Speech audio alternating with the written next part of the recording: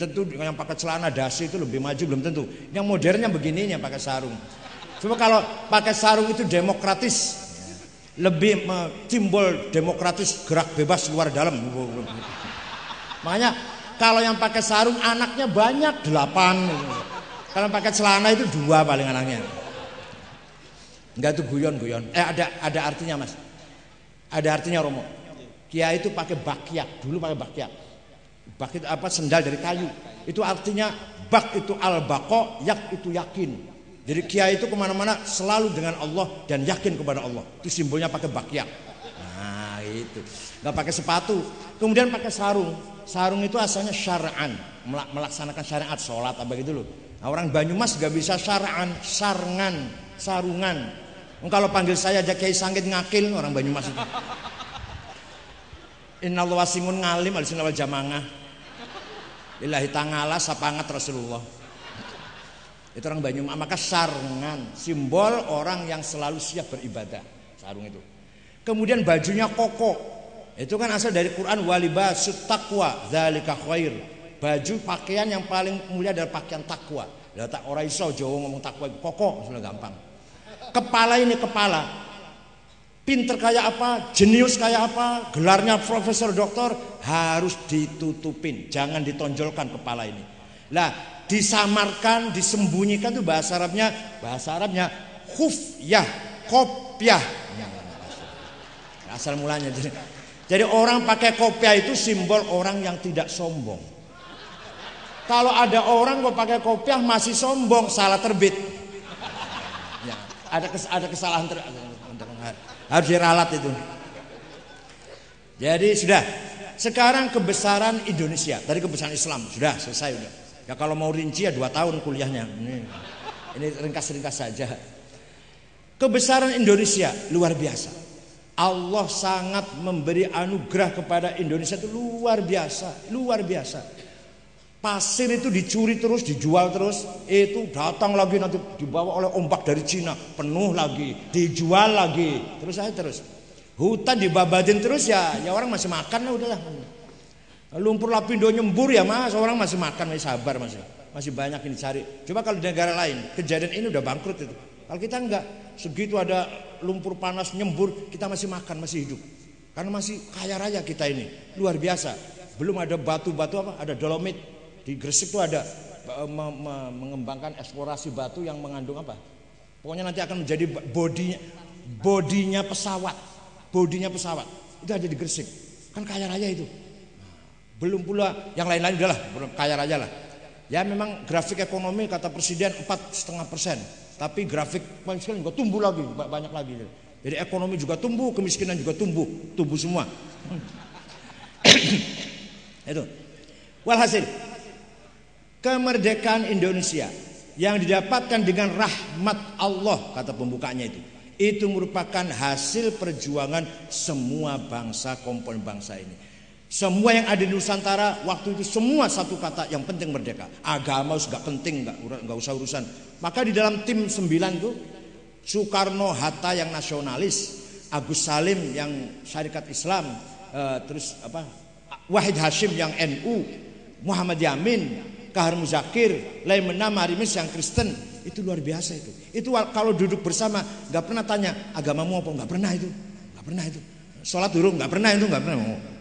Jadi orang 9 itu akur satu kata yang penting Indonesia merdeka.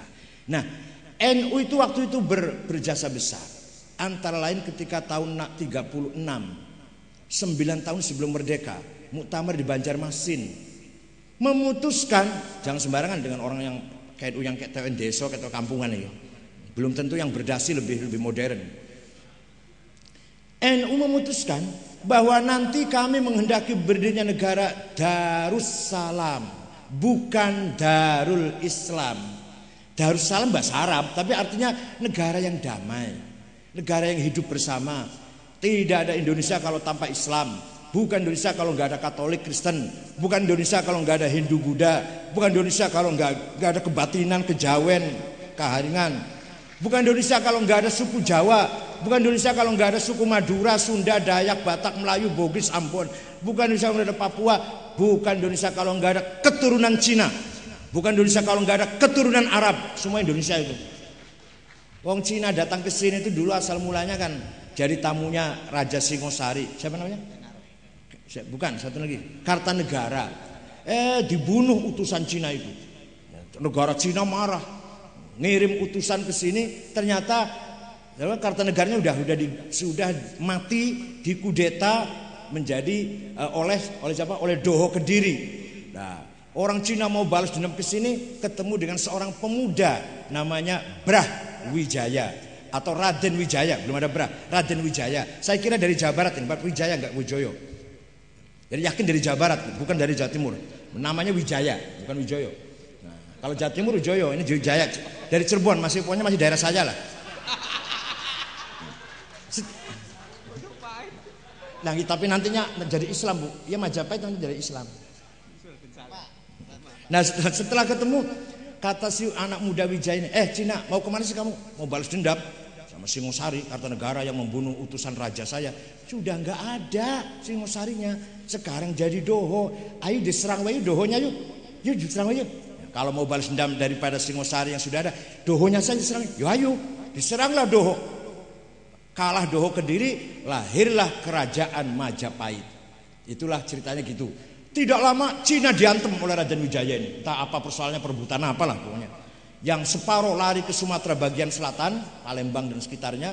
Yang separuh lari ke Kalimantan Barat. Oleh karena itu Kalimantan Barat dan Sumatera Selatan masih dominasi mata sipit. Udah gitu aja lah. Cina bukan matanya sipit-sipit. Ya, jadi artinya apa? Tidak mungkin ada Majapahit kalau nggak ada Cina. Sedangkan yang namanya Nusantara ini, wawasan Nusantara dimulai oleh Pati Gajah Mada. Tidak mungkin ada Nusantara tanpa Majapahit. Tidak mungkin ada Indonesia kalau belum ada Nusantara. Tidak mungkin ada Nusantara kalau nggak ada Majapahit. Nggak mungkin ada Majapahit kalau nggak ada Cina. Luar biasa Cina itu. Kali bayar tok nah aku yang ngomongin. Tak sapole aku ngomongin pesan. Jadi tidak ada Majapahit kalau nggak ada Cina. Artinya tidak ada Indonesia kalau nggak ada Cina. Jadi Cina itu berjasa besar. Itu Cina pertama. Cina kedua datang dengan Sampokong, Ma Zheng atau siapa? Cheng Ho. Itu 30 kapal, 35 kapal malah, separuh Islam, separuh Konghucu. Di Jawa Tengah mendirikan kota Semarang, pelabuhan Semarang. Buktinya di sebelah kelenteng Gong Batu itu ada kuburan Islam. Sekarang kelenteng tapi sebelahnya kuburan Islam. Ini berarti kelenteng tadinya masjid ini. Hanya jadi kelenteng, direbut ini. Ya nggak apa-apa, satu untuk Konghucu nggak apa-apa lah, masih banyak masjid. Masjid masih banyak, udah satu ambil Konghucu lah, udah nggak apa-apa. Itu jadi tidak ada ceritanya Islam perang dengan Konghucu karena datangnya bareng. Nggak ada ceritanya Islam perang dengan Konghucu. Kalau dengan Kristen sering perang karena podo-podo menyebarkan agama itu apa, dodolan surga, podo-podo jualan surga Katolik kalau Islam, jadi sering perang. Kalau dengan Konghucu nggak pernah jualan sama, itu nggak pernah. Udah. Kemudian NU berjasa besar ketika Ki Haji Hashim Asy'ari tanggal 22 Oktober 45 mengatakan membela tanah air, bukan bela agama, bukan bela Islam, bukan bela Quran, bukan bela Rasulullah, bukan belain tanah air. Ngerti nggak tanah air yang sebelah belakang? Kalau nggak ngerti, banyu karo lemah, orang lemah karo banyu, belain lemah karo banyu. Hashim Asy'ari mengatakan jihad, belain tanah air itu jihad, bukan hanya belain agama, jihad itu bukan hanya bela Quran, jihad itu bela tanah air, jihad fisabilillah. Seluruh penduduk Surabaya harus melawan kedatangan Nika di bawah pimpinan oleh Brigjen Malibi. Wah, Surabaya semua bergerak, yang di luar Surabaya harus membantu. Komandan yang tentara Letnan Sutomo arek Surabaya, yang bukan tentara komandannya Kiai Wahab Hasbullah, mengambil satu rumah di desa Siwalan Kerto Jalan Ahmad Yani. Komandan lapangan Kiai Abbas dari Cirebon dan Kiai Maskur dari Malang. Perang terjadi, rakyat korban banyak, hampir 20.000, tapi kita menang. Tidak ada satu pesawat pun yang berhasil ngebom, semua jatuh pesawat perangnya. Seandainya satu pesawat bisa ngebom, lain ceritanya itu. Tidak ada yang bisa ngebom, pasukan Nika. Sampai kalau pesawat datang mau ngebom, Kiai Abbas ngambil tasbihnya, dipotong, dipatahkan satu biji, dilempar, pas kebetulan mesinnya rusak, jatuh.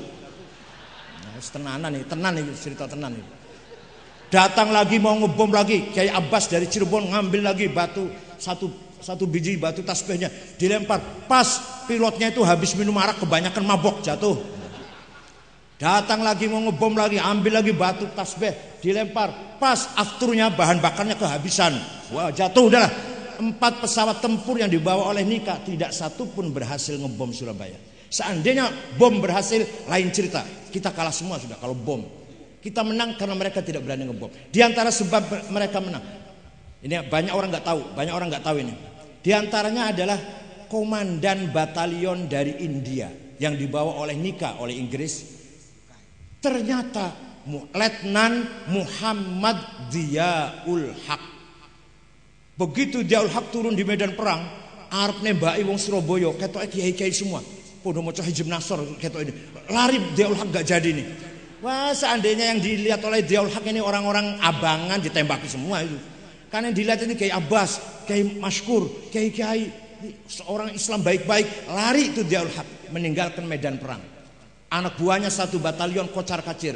Oleh karena itu sekutu menganggap Ziaul Haq pengkhianat. Dialah di kemudian hari Jenderal Ziaul Haq Presiden Pakistan yang matinya bom pesawatnya meledak ketika berangkat dari Rawalpindi menuju Islamabad dan mati akibat kecelakaan atau bom meledak di pesawat. Entah ada yang sengaja ngebom apa pasangan apa kebetulan nggak tahu saya. Pokoknya gitulah ceritanya.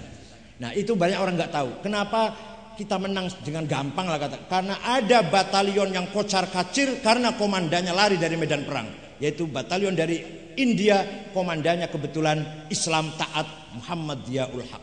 Sampai Brigjen Malibi komandannya mati. Itu Soekarno, Bung Karno di Jakarta dikasih tahu nggak percaya itu. Nggak percaya itu bahwa Malibi mati itu, nggak percaya. Tapi akhirnya percaya. Dia ternyata mosok Malibi mati. Bung Karno di Jakarta sampai kaget dia. Luar biasa cerita ini. Itu semua adalah berkat resolusi jihad Hasyim Asy'ari. Seandainya Kiai Hasyim mengatakan bela tanah airku ya dibela ya boleh, enggak ya boleh. Misalkan gitu misalkan. Yang penting bela agama. Kalau bela tanah air itu tanah aja dibela ya boleh, enggak ya boleh. Wah enggak ada semangat jihad itu. Karena Hasyim Asy'ari mengatakan belain lemah karo banyu itu podo karo belain Rasulullah karo belain semangatnya luar biasa. Yang mati juga banyak 20 ribuan. Tapi kita menang. Sampai-sampai di Surabaya ini luar biasa menjadi kota pahlawan.